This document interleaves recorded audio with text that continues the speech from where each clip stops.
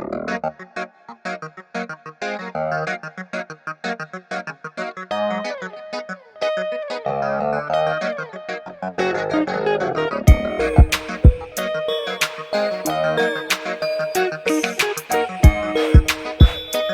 de fois tu t'es déjà demandé qu'il serait mieux que je sois chez moi pour que je puisse évoluer? De vous à moi, combien on se pose la question de savoir à quand se terminera la routine de paycheck by paycheck. D'ailleurs, qu'à chaque fois que j'attends mon paycheck et j'attends mon salaire et que le salaire est déjà dépensé à l'avance, combien d'entre nous se posent la question, à quand vivrons-nous vraiment l'Eldorado, comme on dit, quand vivrons-nous le rêve américain? Si vous vous êtes déjà posé l'une de ces questions, eh bien, cette vidéo, c'est pour vous, c'est pour la diaspora consciente.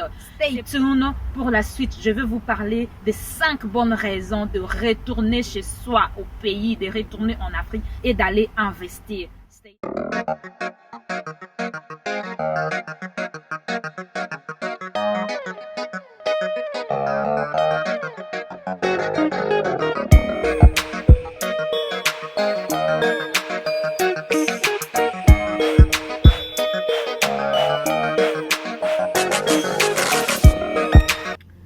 Bonjour ou bonsoir, ça dépend à quelle heure vous me recevez. Vous êtes bien dans Spirit Show avec Niclette. Si vous vous retrouvez pour la première fois sur ma chaîne, ici on parle de l'entrepreneuriat, de la motivation personnelle et des analyses de faits sociaux. J'espère que vous allez très bien et que tout va bien chez vous, car de ce côté-ci, ça va. Aujourd'hui, j'ai un message pour la diaspora consciente, pour la diaspora africaine consciente.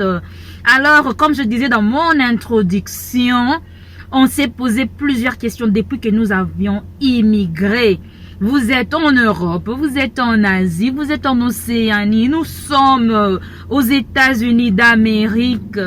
Alors, en tant qu'Africain, on a toujours eu des préoccupations. Moi, je vais vous donner les 5 bonnes raisons qui vont vous pousser de rentrer au pays et d'investir. Number 1, on dit on est mieux que chez soi. Quand on immigre, il y a d'autres qui viennent pour étudier. Il y a d'autres qui veulent changer de vie. Il y a d'autres qui veulent accomplir une certaine chose dans leur vie. Parce que dans nos pays, c'est vrai que chez nous, en Afrique, il y a beaucoup du potentiel également, mais on n'a pas eu ces faveurs-là. Chez nous, en Afrique, il y a tout ce que vous connaissez comme richesse, mais il y a l'administration qui est chaotique. Il y a plein de ces histoires que nous connaissons tous. C'est pourquoi plusieurs personnes immigrent pour chercher en fait l'Eldorado, pour chercher à mieux survivre, pour chercher en fait à vivre un certain rêve. Parce qu'on s'est dit, c'est que le média nous montre, c'est que les réseaux sociaux nous montrent, cela nous pousse à aller à l'étranger, à aller voir ces mondes que les autres sont, là où les autres sont en train d'évoluer pour aussi avoir notre part du gâteau. Mais qu'est-ce qui arrive une fois dans ces pays où on a tant rêvé, dans ces nouveaux continents où on a tant rêvé? Eh bien, c'est le rêve qui s'écroule parce que nous allons vivre parce que nous vivons le quotidien de ces personnes qu'on retrouve là-bas. Nous vivons leur quotidien. Alors, on dit on est mieux que chez soi. Vous savez, dans des pays où nous sommes, moi je suis aux États-Unis, d'autres qui sont en Europe, ils sont en Asie. Il y a toujours quelque chose qui vous rappelle que vous n'êtes pas chez vous. Même si vous êtes résident, même si vous avez leur nationalité, il y a toujours ce petit quelque chose là qui vous dit que non, ici, c'est votre deuxième pays d'adoption. Ici, ce n'est pas chez vous. Alors, ces petits tics-là, en tout cas, c'est ce qui nous dit à chaque fois, ah, on est mieux que chez soi. Ah, si j'étais dans mon pays d'origine, ou si j'étais au Congo, non, si j'étais en Angola, si j'étais au Sénégal, j'allais vivre ceci, cela. Ah, chez nous quand même, on fait toujours cette petite comparaison. So, number 1, la première raison, c'est dit, on est mieux que chez soi.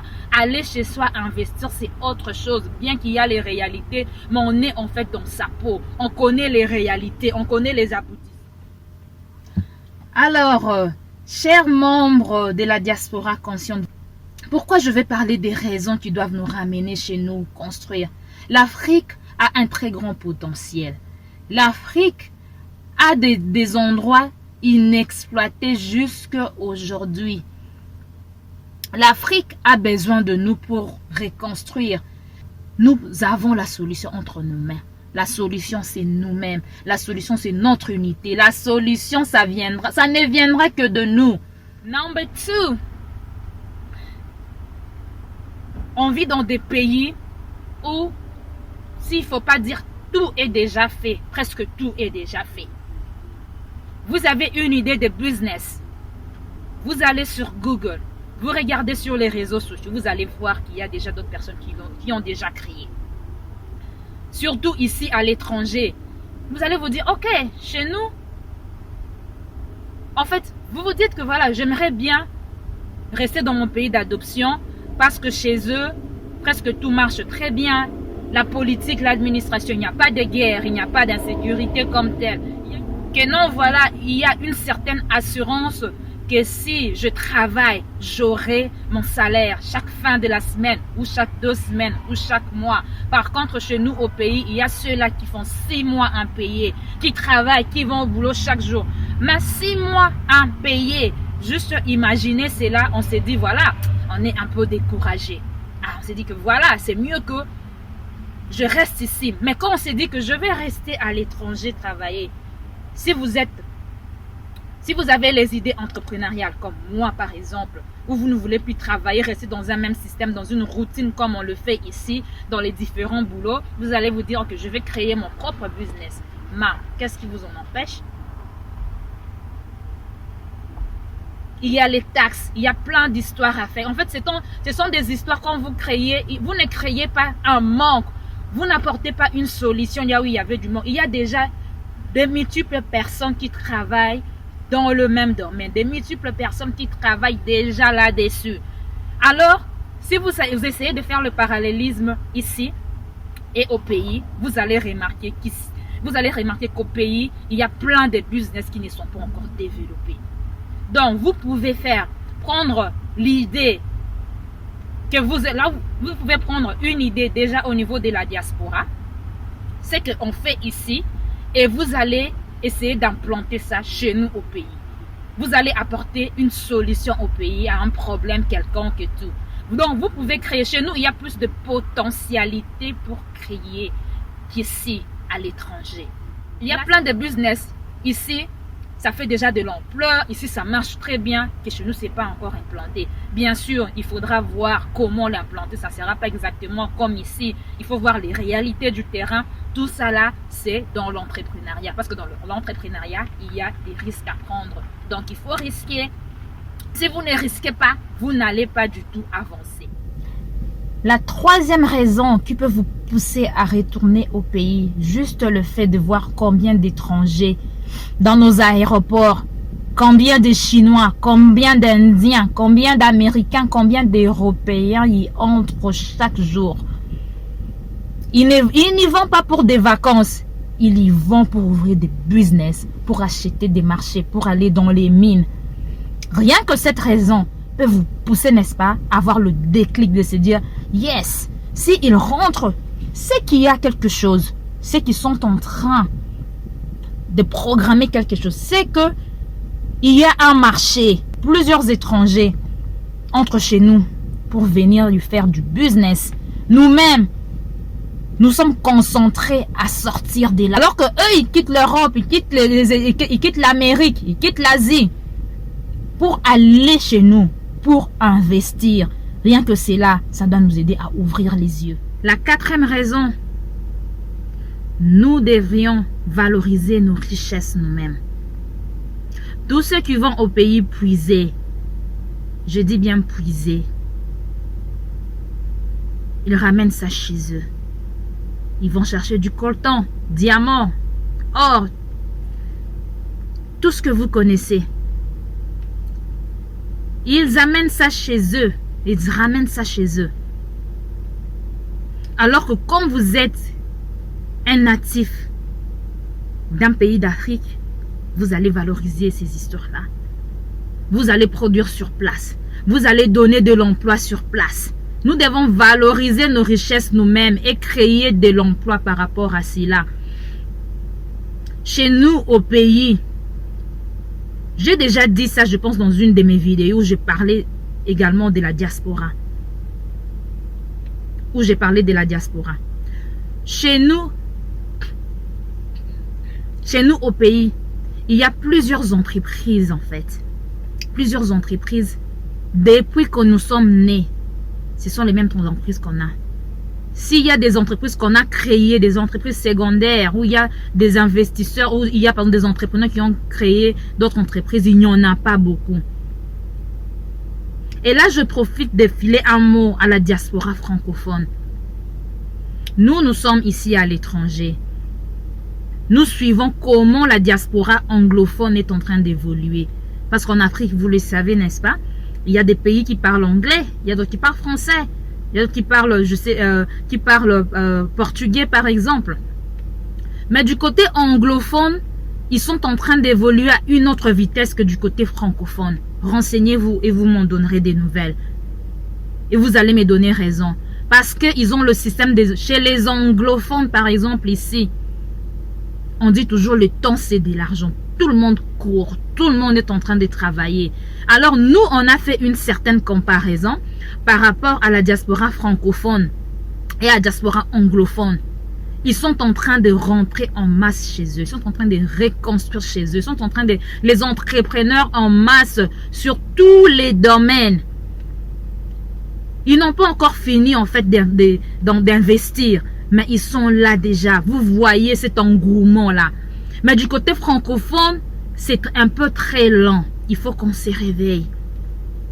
Il faut qu'on se réveille. Je vous ai dit le déclic. Quand vous avez eu ce déclic là, vous ne pouvez pas dormir. La tête, vous devriez penser. Qu'est-ce que vous allez faire? Par où vous devriez commencer? Pour rentrer chez moi au pays, qu'est-ce que je dois faire? On doit se poser cette question-là. Comment aller investir chez moi au pays? Quel genre d'entreprise je dois par exemple ouvrir? Parce qu'en créant cela, on donne de l'emploi à nos propres frères, à nos propres sœurs. On aide en fait du côté économie. Combien de nos frères et sœurs qui finissent l'université, au lieu d'aller travailler dans de bureaux, ils sont là à vendre. Je ne dis pas que vendre c'est mauvais. C'est du genre que vous avez étudié autre chose. Et ce sont les conditions de la vie qui vous poussent à devenir commerçant par exemple. Parce qu'il n'y a pas d'emploi. Le fait qu'il n'y ait pas d'emploi, cela doit également, comme je dis, il faut valoriser nos ressources en créant des emplois qui va donner du boulot à nos propres frères et propres sœurs. Vous qui êtes au pays, vous connaissez les réalités. Les Chinois, quand ils ouvrent une petite boutique, combien de Noirs ils emploient? Et c'est quel genre de boulot qu'ils leur donnent? Et c'est quel genre de boulot ils réservent à leurs propres frères? Les Indiens, les Libanais, qui sont chez nous au pays. Quand ils ont des entreprises, combien de Congolais ils emploient? Et c'est quel genre de boulot qu'ils leur donnent? Quel genre de salaire? Right? La diaspora consciente, vous êtes toujours là? La diaspora consciente, vous êtes avec moi? Êtes-vous avec moi? Si vous êtes là, please, allez-y vous abonner sur cette chaîne. Abonnez-vous. Donnons-nous les idées. Parce que personne ne va reconstruire notre pays si c'est né nous-mêmes. Personne ne va reconstruire l'Afrique si c'est né nous-mêmes. La 5e raison, vous devriez agir. Maintenant, pas demain. Ne vous dites pas que non. Alors, je vais faire ça demain. En agissant, cela ne veut pas dire que vous allez payer un billet et descendre directement aujourd'hui au pays. En agissant, vous posez déjà, comme on dit, les garde-fous pour votre retour. Comment ça va se commencer à penser? Commencez à mettre vos idées sur écrit. Vous avez l'idée d'une entreprise, écrivez. Vous avez l'idée de créer quelque chose, écrivez-le. Si je dois rentrer dans la Bible, comme on en dit dans Habakkuk 2, si je ne me trompe pas, on lui a dit, écris la prophétie. Écris. Même si elle tarde, elle s'accomplira. Donc, commence à écrire. Commence à mettre tes idées déjà sur papier. c'est déjà une façon d'agir. Commence à agir. Ça, c'est une façon d'agir. Lorsqu'on vous donne des idées, voilà, pour par exemple investir au pays, il faut par exemple acheter des terres. Renseignez-vous. Parce que vous le savez, la terre, un terrain, c'est tout. Parce que là, ça peut être la base, ça peut être le commencement d'un business, ça peut être le commencement d'une entreprise, la terre. Maintenant, on parle, si vous entrez sur YouTube, on parle trop, on est en train de vendre les terrains, on est en train de faire ceci, on est en train de faire... Pourquoi avant ça n'avait pas cet engouement? Avant il y avait les terres, n'est-ce pas? Avant on vendait déjà. Avant il y avait déjà ces systèmes-là. Ah, je vais acheter une parcelle, je vais acheter... Avant il y avait cela déjà. Mais pourquoi c'est maintenant qu'il y a trop d'engouement? Posez-vous la question. C'est comme la mode. Il y a une certaine mode, maintenant on vous dit, ok, maintenant on porte ceci ou cela. Pourquoi avant on ne portait pas comme ça? Le monde est en train d'évoluer. Il faut savoir saisir le temps. Les temps et les circonstances. Il faut savoir saisir le moment. Ne soyez pas en retard. C'est vrai, on dit avec Dieu, il n'y a pas de retard, mais il faut savoir saisir les opportunités. Maintenant, c'est tout le monde qui parle des terres. On est en train de vendre des terres à gauche et à droite. Alors que chez nous, à l'étranger, il y a ceux-là qui dépensent de l'argent dans des futilités. On dépense de l'argent juste pour acheter un sac à main, juste pour acheter une perruque, juste pour s'acheter des beaux habits. Et après, qu'est-ce qu'on fait de ces habits? Ça reste dans la garde-robe. Surtout avec Covid, on cherche même des endroits où aller avec ces vêtements. Mais si vous achetez une terre, par exemple, c'est un début, c'est une façon d'agir. Votre terre, après, votre terrain, votre hectare, votre parcelle, après des années, après quelques temps, la valeur ne va qu'augmenter. La valeur de la terre ne diminue pas. Commencez à agir. On dit que maintenant, on commence à investir sur tel ou tel projet. Maintenant, les gens commencent à faire de l'agriculture. Maintenant, on commence à... Ayez l'esprit ouvert et saisissez les opportunités. Vous pouvez être dans la diaspora, mais vous n'êtes pas sur place, mais vous avez déjà acheté des endroits. Vous avez déjà commencé à investir de loin. Juste entourez-vous de bonnes personnes. Demandez conseil. Alors, ma diaspora consciente, je vous dis à très bientôt, n'est-ce pas? On se retrouve toujours dans cette chaîne Spirit Show avec votre humble servante Niclette. Des bonnes choses chez vous. N'oubliez pas que nous devons rentrer chez nous et investir. Rentrer chez nous, créer de l'emploi. Rentrer chez nous, reconstruire. Portez-vous bien. See you next time. Bye bye.